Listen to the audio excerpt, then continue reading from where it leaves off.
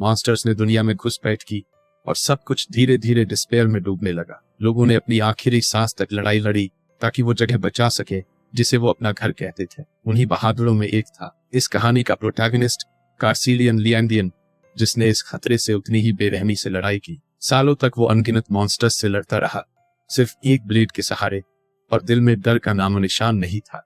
फिर एक दिन ऐसा आया जब उसे लड़ना पड़ा एरन के ब्रदर फ्रॉम अनदर मदर से। वो कमीना वाकई टफ नट था। लड़ाई बहुत ही ब्रूटल रही, लेकिन आखिरकार कार्सिलियन ने उस पीस ऑफ इटीस डरस को गिरा ही दिया। पर इस जीत की कीमत भी बड़ी थी। बैटल के बाद वो खुद भी मौत का शिकार बन गया, लेकिन किस्मत को कुछ और ही मंजूर था। जब उसकी आत्मा एक खाली वॉइड में भटक रही थी, तभी उसकी मुलाकात हुई एक ह्यूमन लड़के से जो किसी अर्थ नाम के प्लेनेट से आया था। उसका नाम था सियो दोजान। वो भी मरने के कगार पर था, किसी अनजान वजह से। मरने से पहले वो वेनियन से एक सिंपल रिक्वेस्ट करना चाहता था, लेकिन वेनियन ने रिक्वेस्ट सुने बिना ही उसे साफ मना कर दिया। भाई बस चैन से मरना चाहता था। उसने अपना देश मॉन्स्टर से हार दिया, अपने चाहने वालों को खो दिया और आखिरकार कुत्ते जैसी मौत मरी। दूसरी ओर एसियो दोजान को भी जीने का शौक नहीं था, लेकिन वो डेस्परेटली चाहता था कि उसका परिवार अच्छी जिंदगी जिए। अब ऐसा लगता है कि वैंडियन आखिरकार इस लड़के की बात सुनने को तैयार है।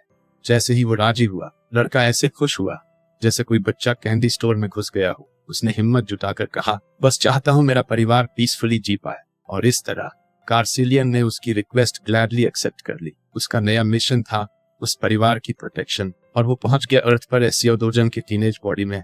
अब उसका टारगेट है नम्सन गेट में इन्फिल्ट्रेट करना, जो सी रैंक पर रखा गया है ऑब्वियस रीजंस की वजह से। वहां सिर्फ रजिस्टर्ड हीरोज को एंट्री मिलती है। गेट पर एक ऑटोमेटेड मशीन बार बार चिल्ला रही है, please scan your ID card. लेकिन भाई के पास आईडी कहां से आएगी? तो वो सीधा ऑथोराइज्ड बिल्डिंग में घुस गया, फुल फोर्स से गेट तोड़कर। सिक्योरिटी अलार्म बुरी तरह ब्लेयर करने लगा। Unauthorised infiltration detected.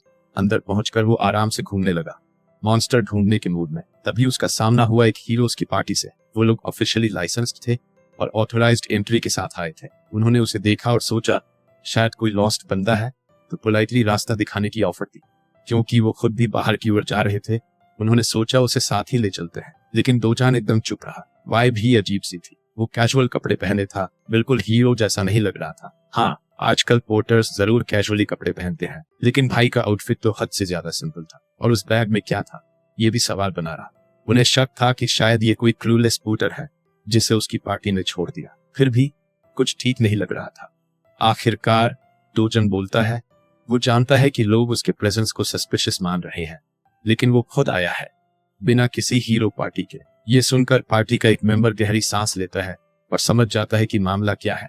उसने पहले भी ऐसे लोग देखे हैं जिन्हें हीरो बनने का सडन बोनर आ जाता है, फ्लैशी टीवी एड्स देखकर। लेकिन वो जोश बहुत जल्द मौत का रीजन बन सकता है। बिना सर्टिफिकेशन और ट्रेनिंग के कोई सीधे गेट में कूद पड़े तो। उसने समझाया कि पहले हीरो बनो, टेस्ट पास करो, फिर सी रैंक गेट में घुसो, नहीं तो अपनी जान से हाथ धो बैठोगे।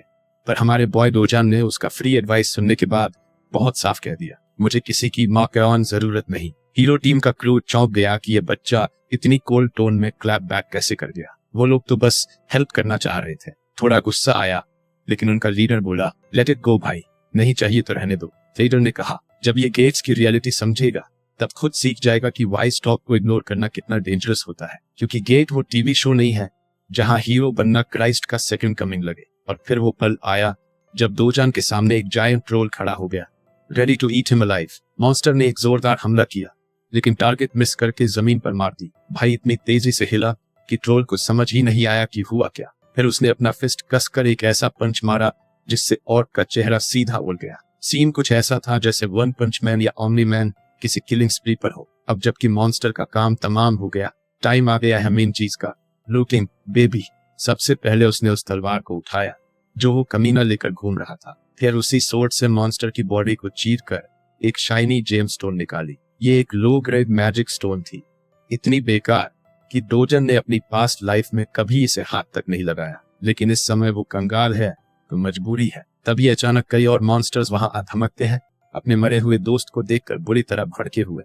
दोजान पीछे मुड़ा और उस जेम स्टोन को इतनी स्पीड से फेंका कि एक मॉन्स्टर का सिर ही उड़ गया। बाकी दो बेवकूफ ऐसे दौड़े जैसे उन्हें मरने की बुरी आदत हो, और हमारे भाई को तो बस मौका चाहिए केओस फैलाने का। तभी सीन कट होता है उन हीरोज की टीम की ओर जो अभी भी मॉन्स्टर इन्फेस्टेड इलाके से गुजर रही है, और उनके दिमाग में दोजान ही घूम रहा है। टीम की ऑरेंज हेयर्ड लड़की सच में डोजान को लेकर चिंता में है। उसे डर है कि वो मारा ना जाए, लेकिन टीम का लीडर उसे आश्वस्त करता है अगर वो अनऑथराइज्ड बंदा है और गेट में घुस गया तो कंट्रोल सेंटर के एजेंट्स उसे जल्द ही पकड़ लेंगे। और वैसे भी सी रैंक गेट में कोई मरने वाला नहीं होता जब तक वो खुद बेवकूफी से मॉन्स्टर्स पर जंप ना करते। बार्ली भी लीडर से अग्री करता है। वो घमंडी लड़का अब तक डर से कांप रहा होगा और एजेंट से उम्मीद लगाए बैठा होगा कि वो उसकी जान बचा लेंगे, लेकिन सच्चाई तो एकदम उल्टी है। यहाँ डोजान वो बंदा है जिससे ये ओवरसाइज्ड सैंडबैग्स डर रहे हैं। एक पंच और शिकार ढेर, इतना फास्ट कि कोई उसे छू भी नहीं पा रहा। ब्लेड तो छोड़ ही दो। वो एक मॉन्स्टर के पीछे प्रकट होता है और ऐसा किक मारता है कि उसके सिर का नामो निशान मिट जाता है। सबको धो डालने के बाद वो उनमें से एक की तलवार उठा लेता है और मजे से सारे मैजिक स्टोन्स हार्वेस्ट करता है। कुछ देर बाद जब उसकी बैग भर जाती है वो निकलने को तैयार होता है, लेकिन ऑनेस्टली आज का लूट उसे डिसअपॉइंटिंग लगता है। सब बेकार क्वालिटी की जेम्स। तभी एक कंट्रोल एजेंट की उस पर नजर पड़ती है। वो बाकियों को बुलाता है। जैसे ही डोजन मुड़ने ही वाला होता है सूटेड एजेंट्स उसे घूरते हुए पास आ जाते हैं। वो बताते हैं कि वो गेट कंट्रोल सेंटर से है और उससे हीरो रजिस्ट्रेशन कार्ड दिखाने को कहते हैं। अगर वो अनरजिस्टर्ड है तो उसे उनके साथ चलना पड़ेगा। हमारा भाई कंफ्यूज होता है। सूट का टोन और भी कोल्ड हो जाता है। वो उसे वार्न करता है, प्रॉपर प्रोसीजर फॉलो करो, लेकिन डोजन के चेहरे पर सिर्फ अनॉयंस दिखता है, जैसे यह सब बेवजह का ड्रामा उसके मूड को खराब कर रहा हो। फिर भी उसमें बहस करने की एनर्जी नहीं होती। वो बस पीछे मुड़ता है और जाने लगता है।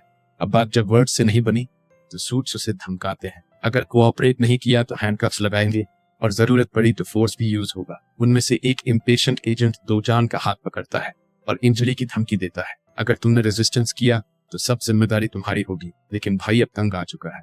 डोजान उसका हाथ कसकर पकड़ता है और वार्निंग देता है, मुझे रास्ते से हटाने की कोशिश मत कर वरना बुरा होगा। ये बात सुनकर उस बंदे की रूह कांप जाती है। दो और एजेंट्स अपने मैजिक इन्फ्यूज्ड बटॉन्स निकालते हैं। ये ग्रेड 4 स्टाफ्स होते हैं जो एक ऑर्क को गिरा सकते हैं, लेकिन हमारे भाई को नुकसान पहुंचाने के लिए वो काफी नहीं है। वो बंदा जो उसका हाथ पकड़े खड़ा था अब बिल्कुल बेबस दिख रहा है। डोजान उसका हाथ मरोड़ता है इतनी फोर्स से कि वो सीधा रोने जैसा मुंह बना लेता है। फिर वो आखिरी वार्निंग देता है, अगर तुम्हें अपनी थोड़ी सी भी इज्जत बचानी है तो निकल लो। लेकिन ड्यूटी बाउंड एजेंट्स अब पीछे नहीं हटते, उन्हें फाइट करनी ही है। एजेंट्स अपने मैजिक स्टाफ से डोजन को पकड़ने की कोशिश करते हैं, लेकिन कोई कामयाब नहीं होता। तभी डोजन एक को जोरदार पंच मारता है, सीधा उसकी बैक पर, फिर दूसरे को पेट में घुसा दे मारता है। अब बचे हैं बस वो ग्लासेस वाला बंदा जो आखिर तक खड़ा है। आखिरी बंदे को एहसास हो जाता है कि कुछ बहुत बुरा होने वाला है, इसलिए वो टेंस हो जाता है। डोजन हवा में घुलता है जैसे वैनिश हो गया हो और वो बंदा पैनिक कर जाता है। लिटरली किसी को गायब होते देख उसकी सिट्टी पिट्टी गुम हो जाती है। फिर अचानक एक जबरदस्त पंच उसके पेट में पड़ता है जिससे वो पीछे स्टैगर कर जाता है। अब डोजान इन एजेंट्स और उनके बेहुदा रूल्स से परेशान हो गया है। आखिरकार वो सोचने लगता है कि शायद उसे हीरो के तौर पर ऑफिशियली रजिस्टर हो जाना चाहिए। एजेंट उसे समझाता है कि जब तक वो इलीगल काम नहीं करेगा तब तक कोई उसे चेज नहीं करेगा। लेकिन तभी डोजान एक अजीब सवाल पूछता है, रिफ्ट क्या होता है? ये सुनकर एजेंट थोड़ा हिल जाता है क्योंकि ये बात आम लोग नहीं पूछते। इस दुनिया का सिस्टम थोड़ा कॉम्प्लेक्स है। दुनिया भर में कुछ मिस्टीरियस पैसेजेस हैं जो दूसरी दुनिया से कनेक्ट करते हैं, जहां अजीब मॉन्स्टर्स रहते हैं। इन पैसेजेस से निकले हुए जेम स्टोन्स एक नई तरह की एनर्जी सोर्स बन चुके हैं, जिसकी वजह से उनकी वैल्यू बहुत ज्यादा है। इसलिए गवर्नमेंट इन पैसेजेस को पूरी तरह कंट्रोल करती है और जो पैसेजेस ऑफिशियली अलाउ किए गए हैं उन्हें गेट्स कहा जाता है। वहीं जो अनकंट्रोल्ड और सील्ड नहीं है उन्हें रिफ्ट्स कहते हैं। डोजन को अब ये बहुत अनोइंग लगने लगा है कि वो जिस भी गेट से गुजरता है उसे ट्रेसपासर समझ लिया जाता है। एजेंट समझाता है कि अगर कोई अनरजिस्टर्ड बंदा बिना परमिशन गेट में घुसता है तो कंट्रोल सेंटर को सिग्नल चला जाता है और बी रैंक या उससे ऊपर के एजेंट्स भेज दिए जाते हैं। अब जब डोजन ने रिफ्ट में घुसने की बात की तो एजेंट उसे सख्त वार्निंग देता है कि रिफ्ट में अनऑथराइज्ड एंट्री सीधे पनिशमेंट दिला सकती है। No warning, no negotiation. मगर डोजान अब किसी भी एक्सप्लेनेशन में इंटरेस्टेड नहीं है। वो उस एजेंट को सीधे उसके चेहरे से पकड़ता है और ऐसे फेंकता है जैसे कोई पुराना रैग हो। अब वो एजेंट अंदर से रिग्रेट फील कर रहा है कि काश उसने हेडक्वार्टर्स को पहले ही कॉल कर लिया होता, क्योंकि ये सीन अब उसके पे ग्रेड से बाहर जा चुका है। डोजान जाते जाते एक बार पीछे मुड़कर उसे देखता है और सोचता है कि यह बंदा कितना पैथेटिक है। उस एजेंट का हाथ फ्रैक्चर हो चुका है और वो अब चिल्ला चिल्ला कर उसे पकड़ने की धमकी दे रहा है। सीन शिफ्ट होता है soul gas and digital complex की तरफ, जो अब हीरो कॉम्प्लेक्स के नाम से जाना जाता है। यहाँ पर गेट से मिली सारी चीजों की बाइंग और सेलिंग होती है। आजकल ये जगह बहुत ज्यादा बिजी है। डोजन वहां के एक स्टोर में घुसता है जहां जेम स्टोन्स का कारोबार होता है। अंदर एक जेन जी टाइप लड़का रील्स स्क्रॉल करता मिल जाता है। जैसे ही डोजान उसे स्टोन्स बेचने की बात करता है, वो स्मार्ट शॉपकीपर तुरंत अपनी दुकान की तारीफों के पुल बांधना शुरू कर देता है। बोलता है कि उनकी ब्रांच पूरे देश में सबसे ज्यादा रेट देती है। डोजन अपने सारे मॉन्स्टर ब्लड से सने low grade magic stones counter पर रख देता है, जिससे स्टोर ओनर की शक्ल बिगड़ जाती है, जैसे उसे किसी ने चुपके से धो दिया हो। फिर भी वो ज्यादा कंप्लेन नहीं करता और ट्रांजैक्शन प्रोसेस में लग जाता है। वो डोजन से पूछता है क्या उसे कॉफी चाहिए और फिर साफ सफाई करते हुए ब्लड हटाता है। थोड़ी देर बाद वो पूरे स्टोन्स की वैल्यू कैलकुलेट करता है। 12 लो ग्रेड, 16 मीडियम ग्रेड और कुछ अपर लोअर ग्रेड स्टोन्स मिलाकर टोटल बनता है लगभग 5.5 मिलियन वन, वो भी 40% कमीशन डिडक्ट करने के बाद। डोजन को ये बात हजम नहीं होती। उसने सारी मेहनत की, जान खतरे में डाली और ये बंदा आराम से 40% काट रहा है। शॉप ओनर गर्व से कहता है कि वो ऑलरेडी जेनरस है क्योंकि बाकी शॉप्स 45% या उससे ज्यादा लेते हैं। वो इतना कॉन्फिडेंट है कि कहता है अगर प्राइस पसंद नहीं तो स्टोन्स वापस ले लो। डोजन को उसकी बातों में कोई दम नहीं लगता और वो अपने सारे स्टोन्स वापस बैग में भरने लगता है। अब दुकानदार पैनिक करता है और उसका हाथ पकड़कर डिमांड करता है अप्रेजल फी 30,000 वन, कॉफी का चार्ज 10,000 वन और उसका लग्जरी टॉवल जो ब्लड से रुइन हो गया उसका भी पैसा दो। कुल मिलाकर वो डोजन से 350,000 वन मांगता है, लेकिन डोजन साफ कर देता है कि वो इस अनरीजनेबल डिमांड के आगे झुकने वाला नहीं है। जब कोई बात नहीं बनी तो वो हरामी सीधा स्ट्रीट ठग वाली टैक्टिक्स पर उतर आता है। वो डोजान को धमकी देता है कि उसके पास सी क्लास हीरोज हैं जो उसके गार्ड हैं। तभी वो भारी भरकम बंदे पीछे के दरवाजे से घुसते हैं और पूछते हैं कि किसे सबक सिखाना है। डोजान बस एक तीखी नजर फेंकता है उस हरामी पर और बदले में वो भी वैसी ही इंटेंसिटी से देखता है। थोड़ी देर बाद सीन कट होता है उस शॉप ओनर की कांपती हुई, पसीने से भीगी शक्ल पर, जो खुद को हीरो समझ रहा था। लेकिन जब डोजान ने उसके 3 पिग्स को बिना पसीना बहाए गिरा दिया, तब उसे असली मेन कैरेक्टर कौन है पता चल गया। इसके बाद डोजान कामली काउंटर की तरफ जाता है और बिना किसी बहस के कमीशन सिर्फ 1% तय करवा लेता है। अब कोई भी उस स्टेयर से लड़ नहीं सकता जो सीधा आत्मा तक घुस जाए। डोजान आराम से बाहर निकलता है, हाथ में नोटों का मोटा बंडल लिए जो उसने अपने पसीने या यूं कहो कि मुक्कों से कमाया है। घर पहुंचते ही उसकी दादी और छोटी बहन दोनों पैसों की ढेर देखकर दंग रह जाती है। दादी पा को तो शक होता है कि ये सब नकली पैसे हैं। डोजान झट से बोलता है कि उसने एक दोस्त को पैसे उधार दिए थे जिसने अब एक बिजनेस शुरू किया और वो जबरदस्त चल पड़ा। दादी को यकीन नहीं होता कि उसका पोता किसी का चाइल्डहुड फ्रेंड भी हो सकता है, लेकिन वो ज्यादा सवाल नहीं करती। वहीं उसकी बहन तो खुश होकर उछलने लगती है जैसे अब वो अमीर हो गई हो।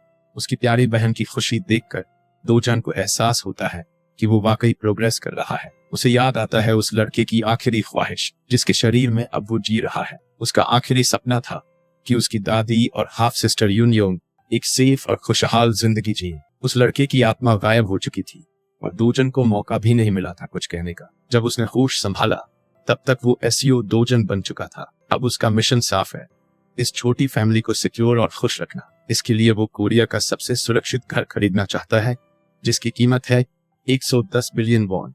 पैसे कमाना उसके लिए कोई बड़ी बात नहीं, बस उसे अपनी ओरिजिनल ताकत वापस पानी है। ये दुनिया काफी हद तक वैसी ही है जैसी उसकी पिछली डिस्ट्रॉयड वर्ल्ड थी, बस यहाँ के मॉन्स्टर्स, गेट्स और रिफ्ट्स थोड़े कमजोर हैं। डोजन जो पिछले जन्म में सोर्ड गॉड था, इस जगह को सिर्फ एक सैंडबॉक्स समझता है। अभी तक तो वो अपनी असली ताकत का सिर्फ 10वां हिस्सा ही इस्तेमाल कर रहा है। तभी दरवाजे पर नॉक होता है और एक विजिटर खुद को डोजन से मिलने आया बताता है। डोजन दरवाजा खोलता है तो सामने 2 गुंडे खड़े हैं। वो लोग 48 मिलियन वॉन का पुराना कर्ज वसूलने आए हैं। डोजन को समझ आ जाता है कि ये जरूर वो लोन शार्क्स हैं जिनसे असली एसईओ डोजन ने अपनी दादी के हॉस्पिटल बिल्स के लिए 5 मिलियन वॉन उधार लिए थे। अब ये लोग क्रेजी इंटरेस्ट जोड़कर 10 गुना अमाउंट मांग रहे हैं। उन्हें पता चल गया है कि डोजन इन दिनों गेट्स से पैसे कमा रहा है, तो वो कॉन्ट्रैक्ट दिखाकर पैसा वसूलने आए हैं।